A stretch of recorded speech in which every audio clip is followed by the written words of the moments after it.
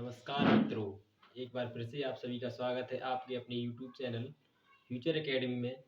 और इसके पहले सेशन में जो रैंकिंग की शुरुआत की थी उसी को आगे बढ़ाते हुए शुरुआत करते हैं। चलते आज टाइप 2 के क्वेश्चन नंबर 4 की तरफ। समझते हैं इस क्वेश्चन में क्या बोला गया है। 27 छात्रों की पंक्ति में रमेश सुरेश के बाएं चौथा है, जो बाएं से 11वां है, तो पंक्ति में रमेश का दाएं से स्थान रमेश का दाएं से स्थान पता करना है हमें। शुरुआत करते हैं सुरेश से।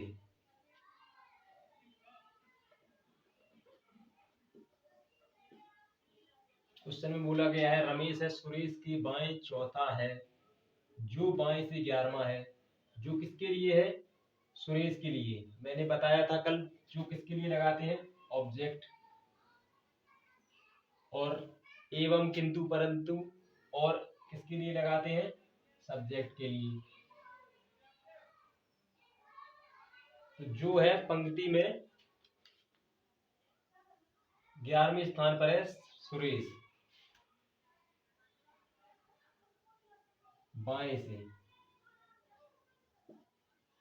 बाएं से 11वां सुरेश है, और सुरेश के बाएं चौथा है रमेश। सुरेश के बाएं चौथे स्थान कौन सा होगा? इधर चलेंगे रमेश। तो 11 में से 4 माइनस कर देंगे, क्योंकि 4 इधर की ओर चल रहे हैं, बाएं की ओर। अब हमें रमेश की बाएं ओर से स्थिति पता चल चुकी है, कौन सी होगी? इधर से 7वीं, ये बायां छोर, और इधर से दायां। अब हमें रमेश का दाएं छोर से स्थान पता करना है, तो वही कल का फॉर्मूला यूज करेंगे।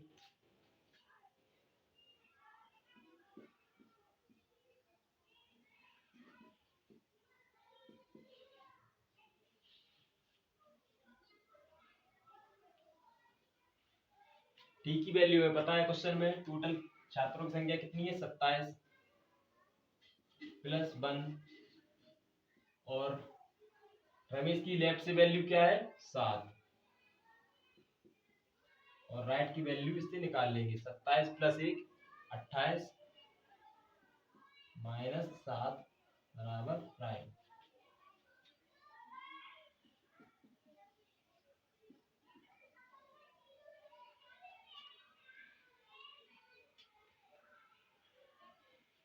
रमेश की दाएं छोर से स्थिति क्या होगी? 21वीं।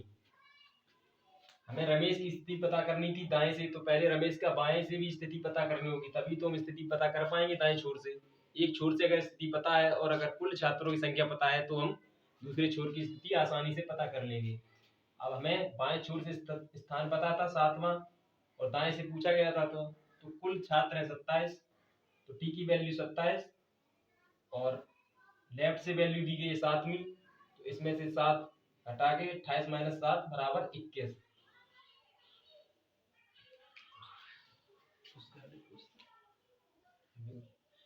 चलिए बढ़ते हैं अगले क्वेश्चन की तरफ। टाइप 1 और टाइप 2 के कुछ मिक्स सवाल करवा देते हैं, जिससे आपकी प्रैक्टिस हो जाएगी। कल के सेशन में जो बताए थे मैंने, किसी कक्षा में मानसू नीचे से 23वां व ऊपर से 22वां है, तो पंक्ति में कुल छात्र कितने होंगे?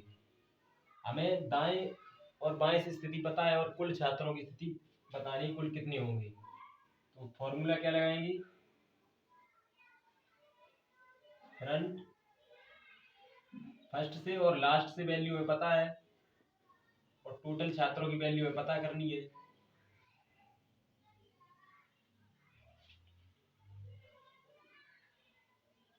और 22 25।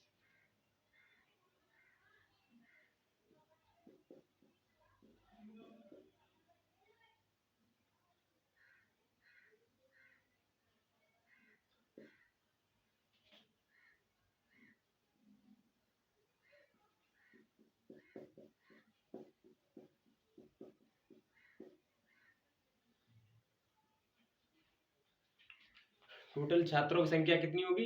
44। अगर इस क्वेश्चन को बिना फॉर्मूले से भी करते तो आसानी से कर सकते थे। कैसे? इन दोनों को ऐड कर लेते, 23 और 22 45, और -1। 44। लेकिन ये चीज आई कहाँ से, इसी फॉर्मूले से आई है। दोनों साइड की वैल्यू को ऐड कर लेंगे और -1 कर देंगे, इससे हमें टोटल छात्रों की संख्या पता चल जाएगी। चलिए बढ़ते हैं आज के अगले क्वेश्चन की तरफ। 30 छात्रों की कक्षा में गुंजन तथा त्रिलोक क्रमशः ऊपर से 13वें व 14वें स्थान पर है, नीचे से उनका स्थान क्या होगा। ऊपर से दोनों का स्थान पता है, नीचे से दोनों की स्थिति बतानी है। तो पहले निकाल लेते हैं गुंजन का।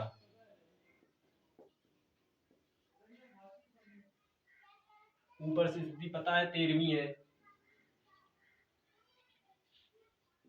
और नीचे से पूछी गई है बॉटम से।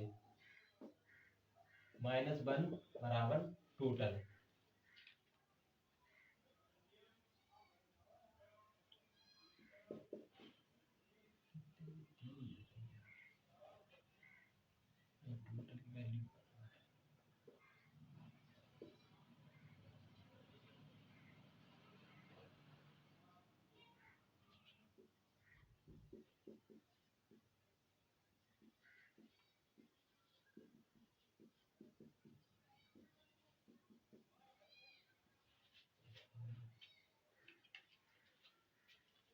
गुंजन की वैल्यू हमें ऊपर ऊपर से पता थी, नीचे से बतानी थी, तो ये फॉर्मूला लगा देंगे।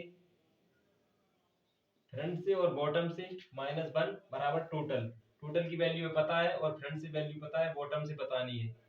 और इसलिए निकाल लेंगे 13 - 1 बराबर 30।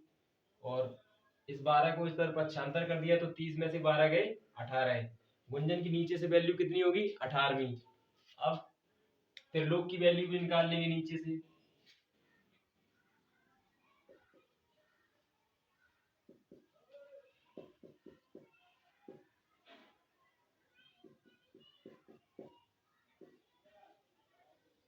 इसी फॉर्मूले से त्रिलोक की वैल्यू पता चल जाएगी, नीचे से क्या है। फ्रंट से वैल्यू पता है 14 प्लस बॉटम, और टोटल 30 प्लस 1 31, 30 और 1, और इधर ये 14 पक्षांतर हो जाएंगे तो माइनस के, b बराबर 70।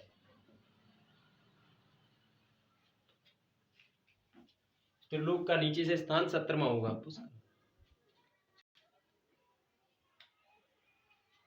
गुंजन तथा त्रिलोक की हमें ऊपर से स्थिति पता थी और नीचे से स्थिति निकालने के लिए इस फॉर्मूले से आसानी से निकाल सकते हैं। अगर इस फॉर्मूले को आप नहीं लगाना चाहते हैं तो आप ऐसे ही सॉल्व कर सकते हैं अपने मन में। टोटल छात्र 30 हैं और ऊपर से स्थान 13वां था, तो आप क्या कर सकते थे आसानी से, 30 नहीं,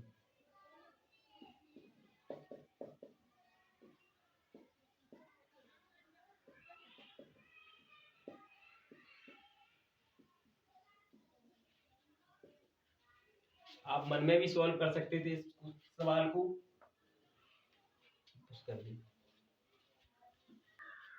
चलिए बढ़ते हैं आज के अगले क्वेश्चन की तरफ। देखते हैं क्वेश्चन में क्या बोला गया है। 31 छात्रों की पंक्ति में मयंक हरीश से 7 स्थान पीछे और अंतिम से 15वां है, तो हरीश का प्रथम छोर से स्थान क्या है। ये जो अंतिम से स्थिति दी गई है, ये किसकी दी गई है, मयंक की। मैंने बताया था और एवं वा किसके लिए लगते हैं, सब्जेक्ट के लिए। तो मयंक की स्थिति अंतिम से 15वीं दी गई है, तो पहले मयंक को यहाँ पर लिखेंगे। मयंक की स्थिति है अंतिम से 15वीं। और देखते हैं क्वेश्चन में क्या बोला गया है। मयंक हरीश से 7 स्थान पीछे है। हरीश से 7 स्थान पीछे, पंक्ति की शुरुआत किस तरफ से होगी, इस तरफ से। हरीश से 7 स्थान पीछे मयंक है, तो इससे 7 स्थान आगे होगा हरीश।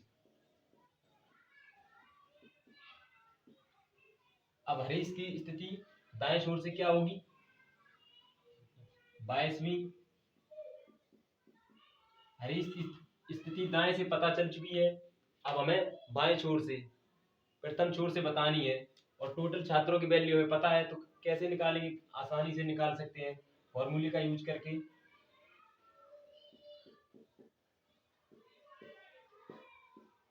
टोटल की वैल्यू 31 प्लस 1, और दाएं से वैल्यू पता है, लेफ्ट से वैल्यू पता करनी है।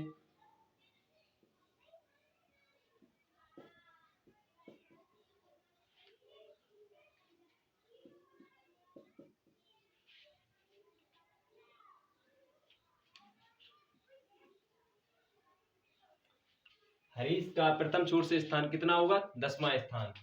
पहले हरीश की अंतिम छोर से स्थिति जान ली, फिर उसके बाद प्रथम छोर से जानने के लिए टोटल छात्रों की वैल्यू हमें पता थी, टोटल छात्र रख दिए और प्लस वन ही क्यों करते हैं? क्योंकि एक व्यक्ति, मान के चलो एक उदाहरण से समझते हैं, एग्जाम्पल ले लें।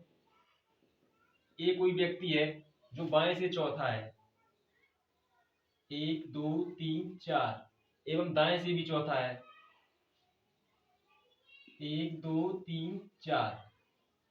अब ये 2 बार काउंट होता है, इस वजह से दाएं से भी चौथा, बाएं से और दाएं से चौथा। लेकिन पंक्ति में व्यक्ति कितने हैं? व्यक्ति तो केवल 1 2 3 4 5 6 7 ही व्यक्ति हैं।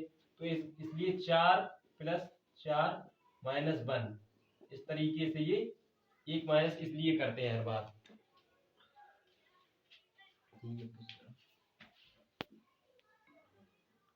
चलिए बढ़ते हैं टाइप 3 की तरफ, और ये इम्पोर्टेंट है, परीक्षा में इसी प्रकार के क्वेश्चन पूछे जाते हैं। टाइप 3 का ये पहला सवाल है। छात्रों की एक पंक्ति में राजू बाएं छोर से 15वें स्थान पर है, इस पंक्ति में मयंक दाएं छोर से 10वें स्थान पर है। यदि दोनों छात्र परस्पर स्थान बदल लें तो राजू बाएं छोर से 25वां हो जाता है, तो पंक्ति में कुल कितने छात्र होंगे? देखते हैं इस सवाल को कैसे करते हैं। राजू की स्थिति है बाएं छोर से 15वीं, राजू बाएं से 15वां है और मयंक दाएं छोर से 10वां है। ये रहा मयंक, दाएं से 10वां है। अब क्वेश्चन में बोला गया है यदि ये दोनों परस्पर आपस में स्थान बदल लें, तो अगर ये स्थान बदल लेंगे तो मयंक की स्थिति अब राजू की हो जाएगी और राजू की स्थिति अब मयंक की हो जाएगी। तो ये मयंक है जो इधर आ जाएगा और राजू इधर। दोनों ने परस्पर अपने अपने स्थान बदल लिए। अब क्वेश्चन में बोला गया है तो राजू बाएं से 25वां हो जाता है, राजू है जो बाएं से 25वां हो जाता है।